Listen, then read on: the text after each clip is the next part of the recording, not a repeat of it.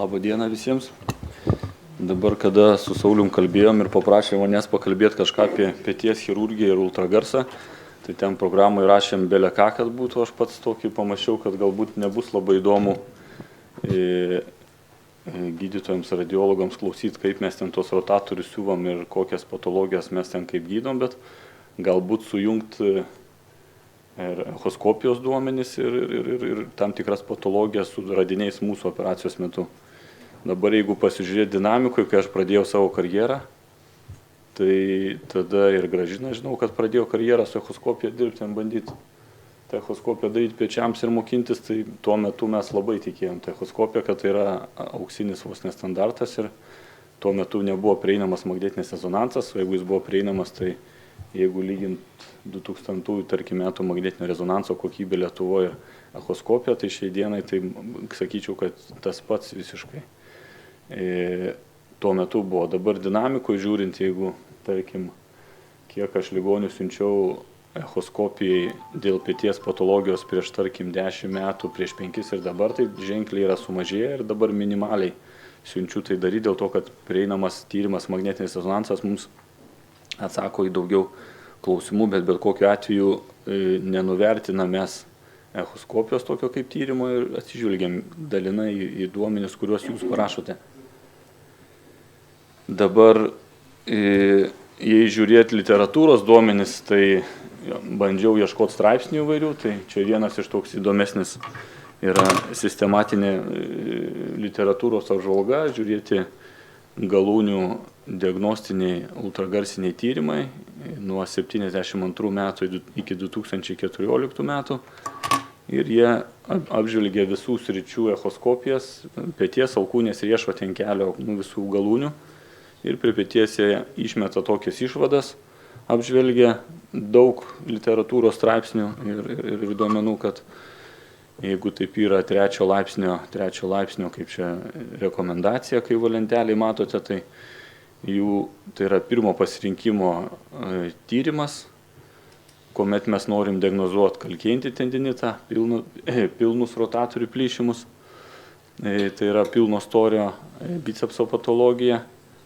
tendinitą, tendinopatiją, subakromialinį burzitą, tačiau jeigu paimti visus kitus, raumenų atrofiją, dalinius plyšimus, subakromialinį ankštumą, tai tas mums į tuos klausimus neatsako. Ar kiti tyrimai duoda daugiau informacijos, o tam tikri kitos nurodytos patologijos jų iš viso netgi nerandama duomenų. Ir perbėgsim per visas iš lėto patologijas, įvertinsim, kiek kas yra. Plius petį, kaip sakiau, yra 3 tokios sritis, kurias mes echoskopiškai galim tiksliai diagnozuoti. Tai yra pilnas plyšimas, kalkėjantis tendinitas ir bicepso patologija. Ta Gražina ir minėjo savo pranešimo metu.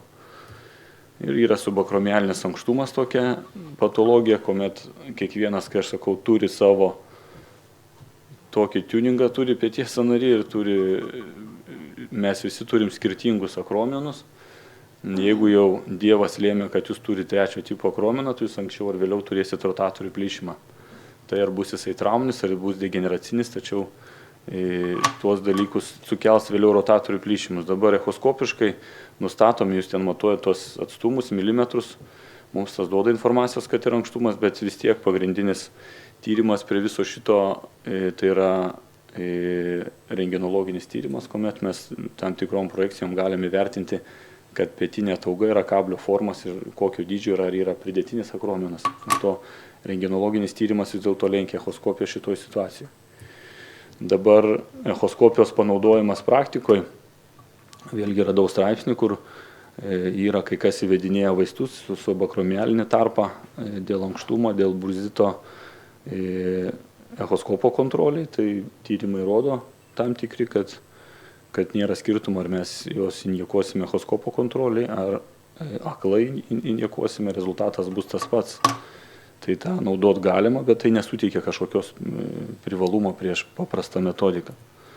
Pats vaizdas operacijos metu matom viršui stovinti yra korako-akromialinis raištis, kuris dėl ankštumo ir yra patrintas, normalioj situacijos turi blizgėti, matom kablio formos pietinę ataugą, čia yra priekinė dalis, čia bus lateralinė dalis, žiūrima iš šono, optikai vedus elektrokaustiką nuvalom yra audiniai nuo kromeno ir įeinant iš galo, iš užpakalinio portalo su boru yra aplyginamas kablys ir kaip matot atstumas kablio forma yra pakankamai didelė, tai jeigu palyginti, čia yra daviklis, su kuriuo vapras, su kuriuo dirba, jo maždaug atstumas yra 5-6 mm, tai mes boro pagalba nuimam kokius 7-8 mm kaulo, tai tas matmuo kartais ir matom dabar apačioje rotatorius sveikus, paprastai būna priekiniai daly, tai šitą vietą pašiaušti jie dėl ankštumo, jeigu tas duoda simptomatiką, ir padidintas tarpas, suvienodintas tarpas visų rotacijos metu tarp akromeno ir rotatorių. Sekanti patologija tai būtų sauslių plyšimai. Dabar, kada kalbam apie, čia įdėjom vaizdus normalios anatomijos, matoma bicepso sauslė, supraspinato sąnarinė dalis, lygus jokių dalinių plyšimų, čia pakraujavimas po instrumentų įvedimo tikslaus. Ten prieki matosi subskapuliaris sauslė, dar kartą paleisim. Šito vietą žasto galva, po dešinę pusę sąnarinis paviršius ir aplinkui esanti sąnarinė lūpa su bicepso prisitvirtinimo vieta. Rotatoriai pagrindiniai tai yra pomentinis, viršdyglinis, podyglinis raumenis. Dabar echoskopiškai geriausiai vertinamas yra viršdyglinis raumuo.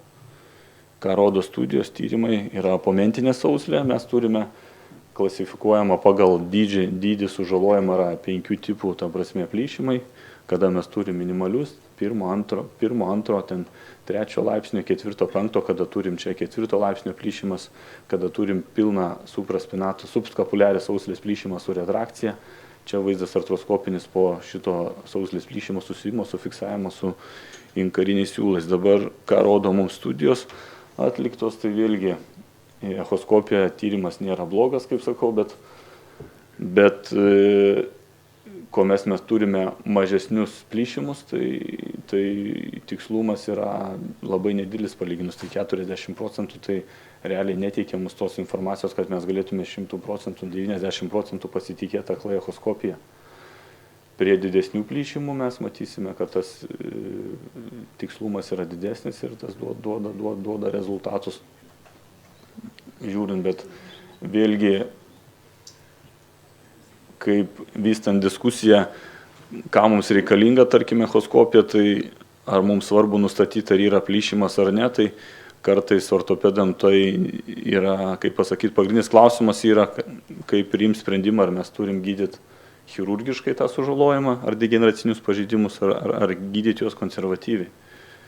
Tai vėlgi prie subskapuliaris plyšimo, jeigu mes turime didelius plyšimus, tai yra 3, 4, 5 tipo, tai mes juos ir kliniškai galim nustatyti mažesnio tipo plyšimus, kartais jų diagnostika apsunkinta, bet vėlgi juos diagnozuoti kartais ir magnetiniu rezonansu yra pakankamai sudėtingai randami operacijos metu.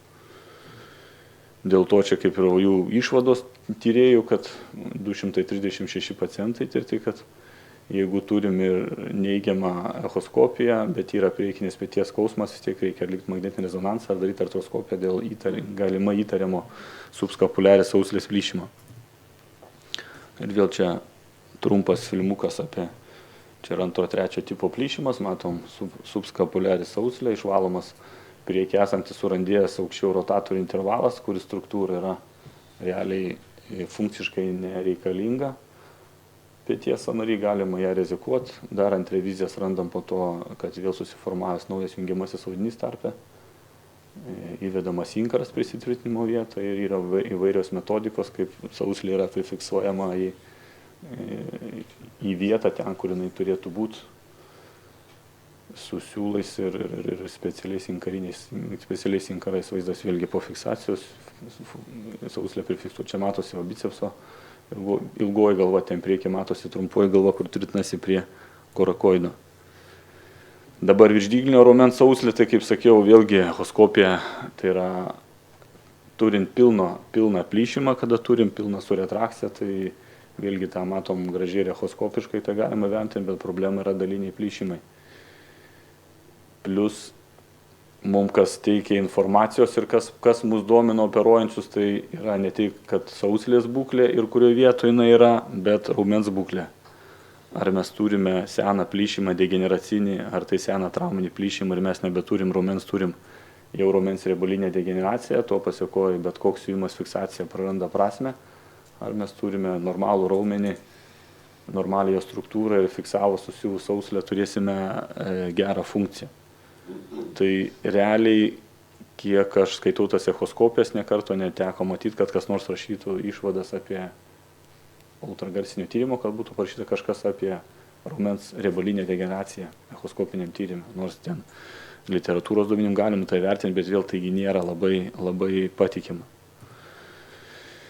Pats klinikiniam darbe, ta prasme, vėlgi jau čia įmečiau straipsnį, radau 97 metų, jau jie rodo, kad jų yra išvados ir visos jie pateikiamas duomenys yra, kad ultragarsas yra pigesnis nei magnetinis rezonansas ar atrografija ir kad tai yra neinvazinis dinaminis tyrimas, kad jis yra naudingas, kada turim pilną sauslės, pilno storio plyšimą, kad turim ankštumą, daliniam plyšimą, bet tai yra labai priklausomai nuo operatoriaus, kokia jo patirtis ir kaip dažnai jis jį atlieka. Ir jeigu žiūrėt echoskopijos atsakymus, tai yra, sakau, atvažiuoja ligoniai su echoskopijos aprašymais, tai tarkim, kai kurių mes net jų labai ir nevertinam, todėl skaitom, bet nepriemam, kaip pasakyti, kaip už gryną pinigą, nes vis tiek derinam ir echoskopiją, ir klinikinį vaizdą, ir tą kitą gydymą, ir amžių, daug yra faktorių, pagal ką priemam sprendimą, ar mes operuosim jį ar ne.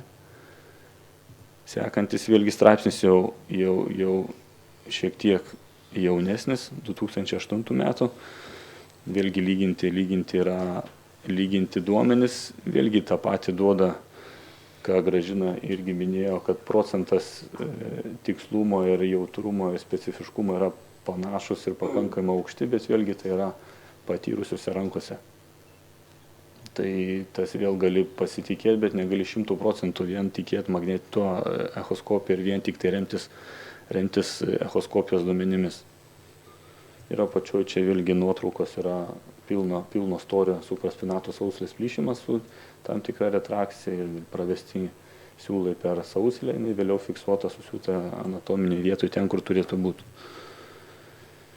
Čia įdėjau filmą dalinio plyšimo iš sąnario pusės, matosi bicepso ilgoji galva, matosi sąnarinės dalies plyšimas, teoriškai, jeigu mes turime daugiau nei kaip ar 50% sauslės storio plyšimo reikėtų įfiksuoti, tačiau jauniems žmonėms ir trečdalių sauslės plyšimą storio reikėtų irgi fiksuoti ir vėlgi matomi siūlai pravedami per sauslę, įvedamas prieš tai inkaras ir fiksuojama sauslė ten, kur jinai turėtų būti.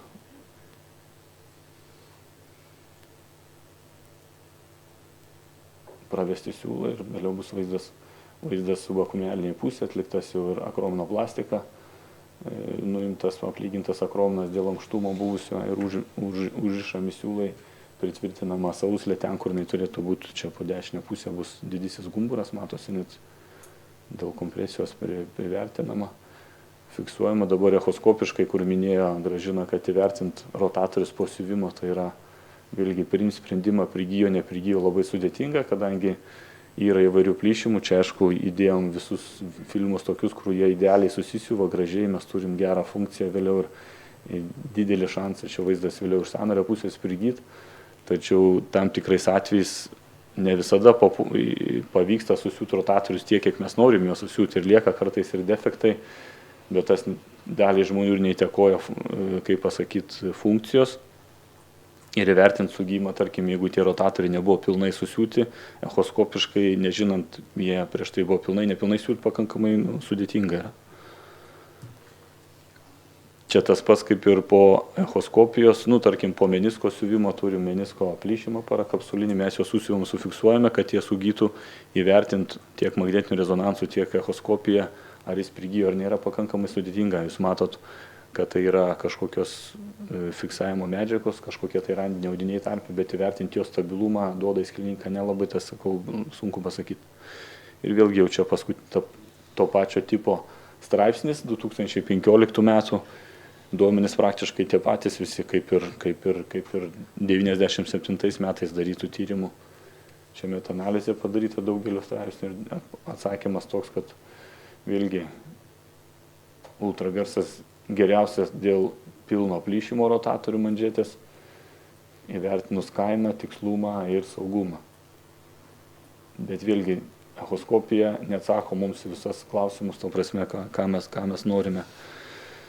Ir vėlgi pilnas plyšimas supraspinatus, vaizdas iš sąnario pusės, čia bicepso sauslė, vaizdas subakromeliai, matom korokokromialinio raištis dėl ankštumo, jis visas patrintas, degeneruotas, apačioje matomas pilnas sauslės plyšimas, valomi randiniai pakitę audiniai nuo akromeno, atliekama akromeno plastika, įvedamas inkaras į gumburą, čia žastikaulio ir vaizdas iš šono, kaip Gražina sakė, trumpoji ašis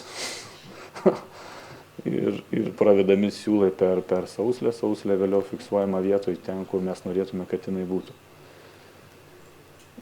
Susiuvimas vėlgi, rotatorių susiuvimas vėl pagal amžių nuo, liktai teoriškai nuo 40 metų dėl pasikeitusios žastikulio galvos ir sauslės kraujotakos, kritiniai zonoje priekiniai daly, tai yra ties bicepsų įvyksta dėl, galima sakyti, vaskulinės priežasties įvyksta rotatorių sauslės plyšimas ir vėlgi vyresniam amžiui mes galim susiūti rotatorius idealiai gražiai, bet jie neprigys dėl to, kad mes turim prastą sauslę, prastą kraujotaką, dėl to vėlgi įvertinti prigymą echoskopiškai kartais yra sudėtinga.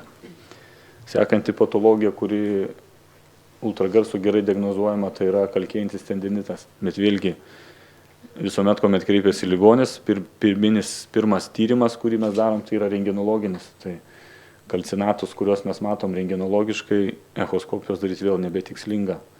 Tie kalcinatai smulkus, kuriuos jūs matote echoskopiškai ir aprašot, kad tie smulkus yra operuojant, mes jų nerandame.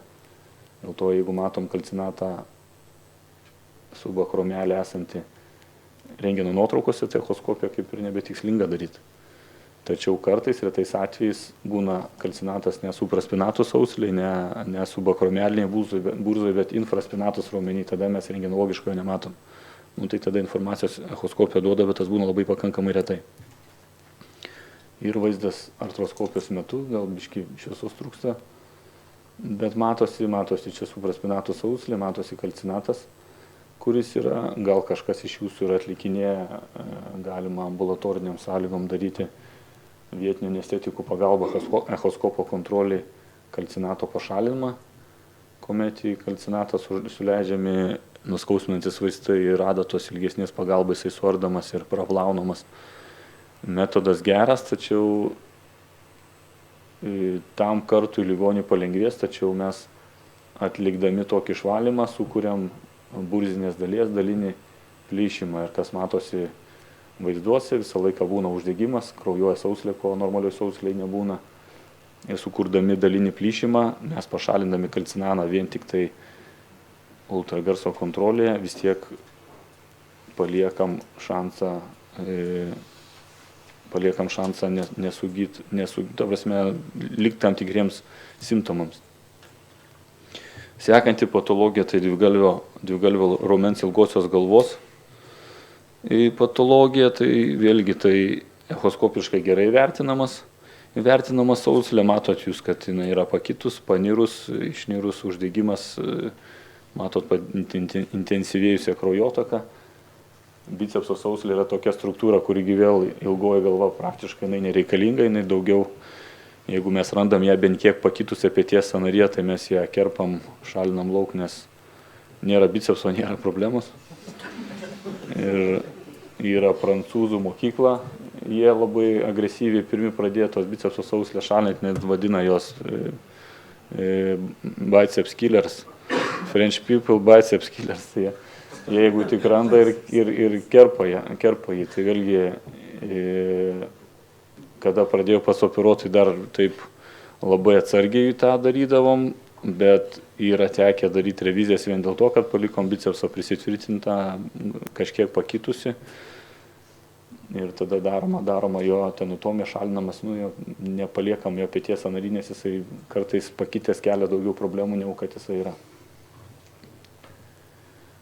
Ir jeigu ligonis yra vyresnio amžiaus arba turime SLEP tipo kartų sužalojimą, daroma tik tai tenotomija, yra įvairūs metodikai, bicepsas prisitvirtinamas prie sąnarinės lūpos, jisai išplatėja, todėl atlikus nukirpus, paprastai kalbant bicepsą kartu su lūpa, yra vadinama žuvies uodegos tenotomija, į lietuvių kalbą išvertus, išplatėjęs bicepsas jis užstringa tarp gumburiniai vagoje, nesukeldamas vėliau deformacijos, funkcijos atžvilgių žmogus nepraranda, sumažėja jėga apie 10%, 15%, ko ligonis nejaučia. Jeigu yra ligonis vyresnio amžiaus, mes jie lengva ranka kerpam be širdies skausmo. Jei žmogus, pacientas jaunesnis, darbingo amžiaus, ar vyresnis, kuris irgi nori būti kietas, tai mes jam darom tada ne tenotomiją, darom tenodezę. Tai ta pati procedūra, pravedami siūlai per pakitusią bicepso sauslę ir paruošiama prisitvirtinimo vieta ir sauslė prifiksuojama vagoje, padarius prieš tai tenotomiją. Tai vėlgi pakeičiama bicepso prisitvirtinimo vieta, matoma pančio artroskopinio kirpiko pagalba. Atliekama tenotomija bicepso sauslės, vėliau jinai prišama ten, kur turi būti, tas turi irgi sumažėję priekiniai skausmai. Užvežus siūlus jisai atsistoja, bicepsas į vagą, prigyja ten, kur mes norime, kad jis būtų. Toliau akromioklavikulino sąnario patologija, vėlgi pagrindinės du sužalojimai, tai yra panirimai, išnirimai, plus degeneraciniai pažeidimai. Tai vėlgi panirimus, išnirimus mes galim diagnozuoti rentgenologiškai, matyti kokio laipsnio yra, tačiau kartais, kuomet ateina ligonis po ūmios traumos, atlikinėjama echoskopija dėl trauminių sužalojimų, kartais sutinkam tos aprašymus, kad yra ir patinimas. Akromioklavikulino sąnario srity yra daliniai raiščių plyšimai, kas kažkiek įtakoja konservatyvų gydymą, imobilizacijos laikė ir taip toliau. Tuo atžvilgiu yra echoskopija naudingas tyrimas. Artroziniai pakitimai peties sąnario, tai vėlgi paprastai kaip taisyklė yra, kad jeigu žmogus turi sudilusi sąnarį peties, standartiškai rotatoriai būna neblogi didžiai daugumai, tai echoskopiškai aprašius prie tokios, tarkim, rentgenologinio vaizdo, kad tai yra daliniai sauslių plyšimai, ar ten panirę sauslis, ar dar kažkas, tas nieko nekeičia, nes sprendimo atveju priimti, ar tai operuoti ar neoperuoti, vienintelis sprendimas, žiūrint tokią nuotrauką, yra tik tai endoprotezavimas peties. Ir šitoj situacijoje mano echoskopija, esant artroziniam pakitimui, jinai visiškai netikslinga. Plus echoskopiškai vertinti negalim kremzlės būklės. Čia matos paprasta rentgeno nuotrauka, kuri be jokių pakitimų kažkokių tai kaulinių, tačiau nuotrauka atlikus operacijos metu rastas mentės sąnarinio paviršiaus kaulinis tas kremzlinis defektas, kurio mes echoskopiją tikrai nesugebėsim diagnozuoti. Sąnarinių lūpų plyšimai, vėlgi tyrimas standartinis patvirtinimų yra tik tai magnetinis rezonansas, echoskopiškai mes to nevertinsim, nei lūpos būklės, nei ar tai yra lūpa atplyšusių kaulinių fragmentų ar be, Hill-Sachso pažeidimo dydį, žastikulio galvos padėties, tai echoskopija yra šioje situacijoje kaip ir tyrimas, kurio kaip ir nereikėtų atlikinėti. Čia matom mentės sąnarinį paviršių, priekiniai daly plyšus priekinė sąnarinė lūpa be buvusio, išnirimo atidalinama, išlaisvinama ir inkarinių siūlų pagalba, čia vieno ligonio, čia kito ligonio prifiksuojama anatominėje vietoje ten, kur mes norėtume, kad jinai prigytų. Atskiras pažeidimas yra viršutinės sąnarinės lūpos, SLEP vadinamas tipo pažeidimas, kuomet yra atplėšiamas bicepsas kartu su sąnarinė lūpa, vėlgi echoskopiškai mes to nenustatysime. Atsako mūsų tos į klausimus magnetinis rezonansas, klinikinis vaizdas, nors kartais ir magnetinė rezonancija, jeigu neturim skysčio sąnariai, galim jų ir nematyti. Operacijos metu vėl sąnarinė lūpa kartu su bicepso sauslė fiksuojama ten, kur jinai turėtų būti. Rišami siūlai užfiksuojama, kad prigytų. Jei ligonis vyresnio amžiaus, kartais lūpos net jos ir net nefiksuojam, daroma tenotomija, tada nereikalingos imobilizacijos, ligonis anksčiau gali pradėti ranką judinti ir visokius fokusus su ranka daryti. Ir prie sąnarinių lūpų plyšimų tai dar plus paralabinės cistos, kurios yra vėlgi echoskopo kontrolė, galima jas nupunktuoti, radus jas echoskopiškai, bet vėlgi gal kada ir matęs esu, kad kažkas aprašytų, kad mato paralabinės cistas kurios kelia kartais pakankamai didelius nusiskundimus. Tai echoskopo kontrolė, galima jas iš nugarinės pusės, turint ilgesnį adatą, išpunktuoti, ištraukti, sumažinti kompresiją į raumenis ir ten šalia praeinantį supraskapuliarinį nervą, kas duoda irgi pakankamai smagią kliniką. Ir čia matytas vaizdas rodomas čia sąnarinė lūpa, aukščiau praeinama tarp infraspinatus, sauslės ir mentės ir paralabrinė cista surandama, kurioje vietoje jinai yra ir atveriami vartai, nudrenuojama į sąnarį ir baigėsi visi nusiskundimai. Vėlgi šitoje situacijoje magnetinis rezonansas mums operuojantiems yra parankiau, kadangi mes patys galim žiūrėdami vaizdus įvertinti, kurioje vietoje ta sąnarinė paralabrinė cista yra ir kurioje vietoje daryti kapsulės prapjovimą, paprastai kalbant, ją surasti paprasčiau. Ir laisvi kūnai pasitaiko retai, bet kartais pasitaiko, bet peties sąnary jų echoskopiškai realiai nenustatysime. Kas yra patogu lūžiai, standartiniai mes dabar taip kartais būna randami, atliekant echoskopiją po ūmiojų traumai, po ūmios traumos randama, kad dažniausiai diagnozuojami echoskopiškai būna didžiojo gumburo lūžiai be dislokacijos. Realiai tas gydymo nepakeičia, bet didelis pliusas, kad mes tada žinom, dėl ko ligoniui skauda, kad reikia riboti kažkiek apkrovimą tam ligoniui, plus jeigu ligonis nori pagerinti savo materialinę padėtį ir yra draustas, tai jisai tiesiog sužino, kad jis turi lūžį, ko paprastomis nuotraukomis mes nenustatysime. Tai iš dalies irgi galima išvengti konfliktų, kurie dabar yra pakankamai dažni. Jeigu bus padarytos ten, tarkim, po 6, 8, 9 ten savaičių nuotraukos ar kompiuterinė tomografija nustatytas lūžis, jis bus, sakys, nenustatė, nediagnozavo, bus labai visi džiaugsmingai nusiteikę. Tai tiek. Ir žinutė namo, kad nežiūrint to, ką aš jums čia pripasakojau, echoskopija vis tiek tai yra teigiamas tyrimas ir nors mes jo taip ir dažnai nevertinam, vis tiek atlikinėti reikia, kad atsirastų įgūdžiai prie tam tikrų patologijų galima, ta prasme, gauti informacijos. Ir dažniausiai, prie ko mes gaunam informacijos, tai yra kalkėjantis tendinitas, viršdygilinė podyglinė sauslės plyšimai ir bicepso sauslės patologija. Abejotinas neinformatyvus mums kaip operuojantiems eina sąnarinės lūpos, kapsulė, raiščiai, kremplė, kaulinės struktūros. Toliau toks irgi prašymas, kad ateina kartais pacientai su daktarų atliktais tokiais echoskopijom ir parašymais tokiais, kad reikalingas operacinis gydymas. Tai mes kaip ir pikti esam ant tų, kurie taip daro. Mes džiaugiamės, kad jie daro tas echoskopijas, bet vėlgi mums tai nesudaro jokios, kaip pasakyti, problemos, bet kuomet ateina ligonis konsultuotas gydytojo echoskopuotoje, jis yra pasakęs, kad jam reikalingas operacinis gydymas, mes pakonsultuojam ligonį ir jam pasakom, kad mes jūsų neoperuosim, nes jūsų nereikia operuoti. Tai tada ligonis pradeda vėl jisai blaškytis, tada pradeda nebesupranta, kuris šiandien teisus, kaip ką daryti. Tai parašyčiau, kad geriau, ta prasme, susilaikyti, daryti tos tyrimus, bet kaip aš ligonėms sakau, ne mano kompetencijų spręsti, reikia išvaržas iš stuburo išlupti lauk, ar jas palikti, ar ką su jom daryti, taip ir ne. Kaip pasakyti, yra, kas atlieka tyrimus, juos interpretuoja, bet priima sprendimus, ar reikia operuoti ar ne, tai tie, kurie operuoja, ne tie, kurie tyria. Tiek, ačiū uždėmesį. Prašom. Kalcinuota tendinozė. Kaip jūs gydot, įdomu?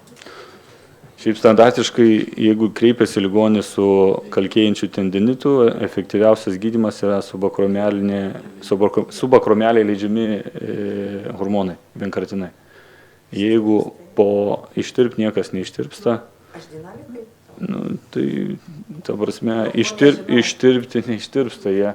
Šiaip pagrindinis dalykas, kad suleidus, tarkim, koks efektas suleisto hormono į subakromialinį tarpą, kada mes turim ankštumą, sauslės tendinozę, turim kalkėjantį tendinitą. Tai pagrindinis efektas yra tame, kad sumažinamas uždegimas, kaip ir matyt, sumažėja sauslės paburkimas, dėl tendinozės jinai sąlyginai suplonėja į normalų storį, to pasiekoja tarpas tarp arkromieno ir rotatorių, jisai atsistato į normalų atstumą ir to pasiekoja. Jisai, kaip pasakyti, dingsta nusiskundimai. Dabar jeigu prie kalkėjančio tendinito po hormonų suleidimo į petį lieka nusiskundimai, žiūrint po kiek laiko jie atsiranda, Yra pacientai, kuriems mes suleidžiame, jie 5 metus nejaučia tų skausmų, bet jie vis tiek grįžta, tai galima vėl kartot suleidimą. Jeigu skausmai grįžta po 2 savaičių laiko, tai reikia chirurgiškai šalinti sukalkėjimą. Plaunam, valom, kaip pavadinsim. Šalinam. Aš žinau, kurtingų žmonių, nežinau. Ne, tai yra, matot, yra skirtumas, ar mes turime sukalkėjimą sausgyslėj, ar mes turim sukalkėjimą burzoj. Jeigu tai yra sukalkėjimas burzoj, tada taip, galim tikėtis, kad jisai dings, bet jeigu tai yra sausgyslėj sukalkėjimas, jis nelabai noriu tikėti, kad jis turėtų dingti. Aš labai norėčiau išgirsti indikacijas, neišgirdau operaciniam gydymui, mum ambulatoriniai grandy, tai labai svarbu ir kiekviena trauma. Čia atskira paskaita, žinokit. Čia dabar prie peties rotatorių sužalojimo pasakyti vienareikšmiškai, kad atėjo ligonis su sužalotom sausgyslėm ir, tarkim, tas plyšimas nustatytas kažkokiu tai tyrimu, ne tik tai kliniškai, tai yra daug labai faktorių, ligonio aktyvumas, amžius, ką jis veikia, ką jis nori turėti iš funkcijos ir nusiskundimai, nes yra begalė žmonių, kurie turi masyvius rotatorių plyšimus, tai yra daugiau nei vienos sausgyslės plyšimus. Ėjus į petį mes nerandam praktiškai jokių sausgyslių, bet jie turi pilną funkciją ir neturi jokių nusiskundimų. Ir mes jų neoperuojam, bet yra, kurie turi mažą dalinį plyšimą ir jisai eina, lipa sienom, jam skauda ir jisai reikia operuoti. Tai čia, sakau, vienareikšmiškai aš jums neatsakysiu.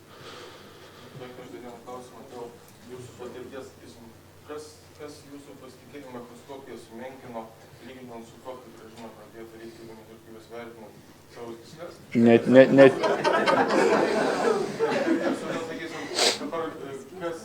Ar tai, kad jūs nerasdavote plyšimų, kurie dabar yra įvardyjami, ar tai, kad nėra įvardinti plyšimų, kuriuos jūs randate? Čia kalbama apie tos, sakysim, 11 plyšimus, kurie jau literatūroje prašome, kad echoskopija yra menkavertis tyrimas, bet iš jūsų praktikos. Dabar esmė tokia yra, prie peties chirurginio gydymo mes galim pridaryti daug įvairių tyrimų, yra studijos atliktos,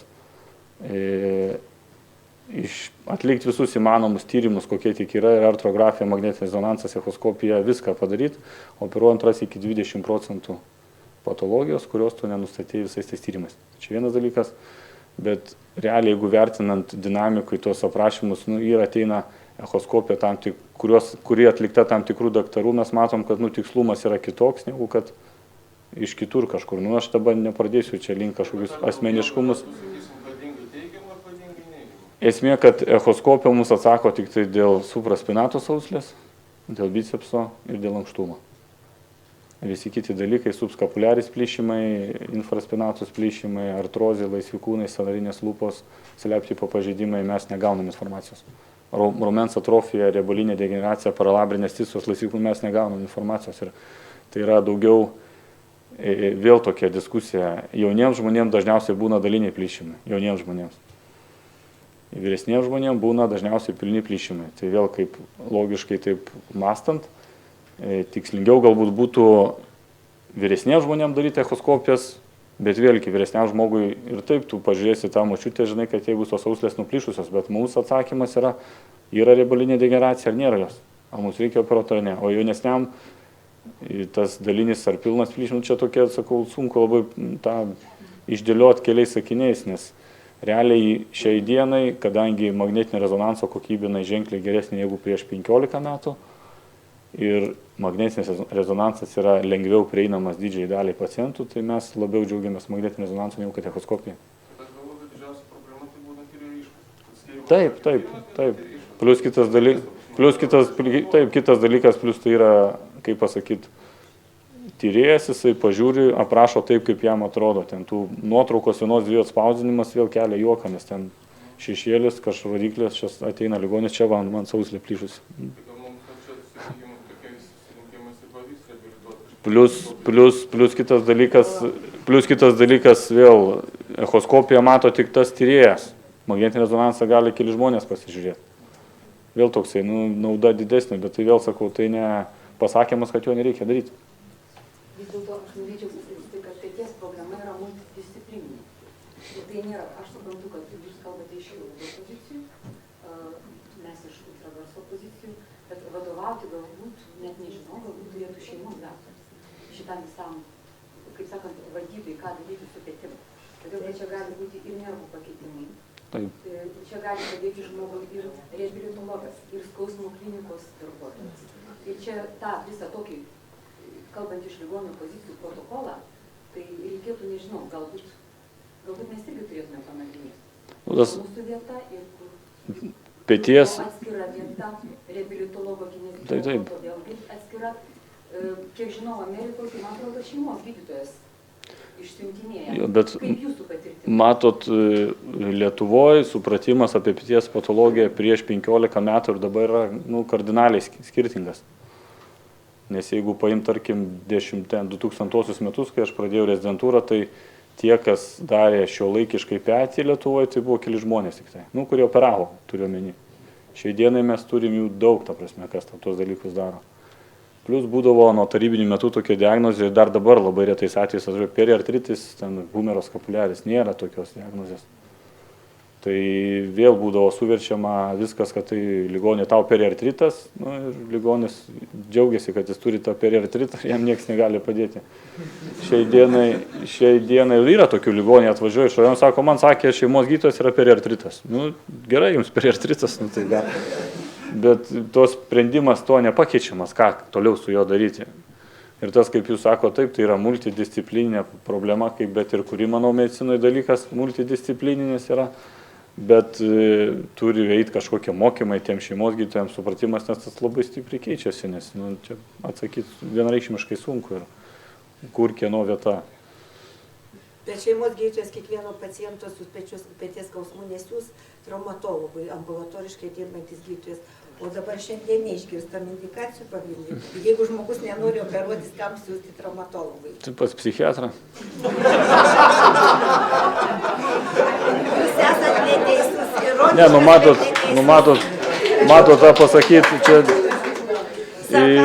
Tas suprantat, tas pasakyti... Ne, tai tikrai ne taip. Norisi aiškumo jūs. Tas, sakau, nesakysiu aš jums, algoritmo nesupaišysiu aš jums dabar, kad esmė, kad prie bet kokio vėl reikia žiūrėti ūminis pažeidimas, degeneraciniais pažeidimas. Jeigu tai yra dėl amžinių pakitimų įvykę plyšimai, tai bet kokiu atveju pradžiai reikia pradėti aktyvų reabilitacinį gydymą. Bet vėl, jeigu žiūrėt Lietuvą, problemų yra su reabilitacija. Nes ligonis atėjęs pas šeimos gydytoją gauna kiek procedūrų nemokamai? 5. Ką galim su 5 procedūrom padaryti? Praktiškai nieko. Ir tada tie vyresnio amžiaus žmonės, kuriems reikia reabilitacijos, jie neturi finansinių galimybių ir jie, ta prasme, ir blaškosi vienur kitur. Bet šiaip standartiškai prie tų pradžiai turi praeiti aktyvę reabilitaciją, jeigu tas nepadeda, tada jau reikia žiūrėti, ar leidžiam vaistus, ar operuojam, ar ką su tais pečiais darom. Ačiū labai už klausimus.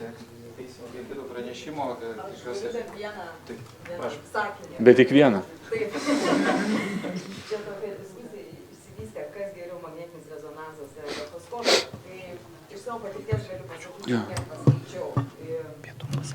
Aš važiuoju. Kuriuo automobiliu?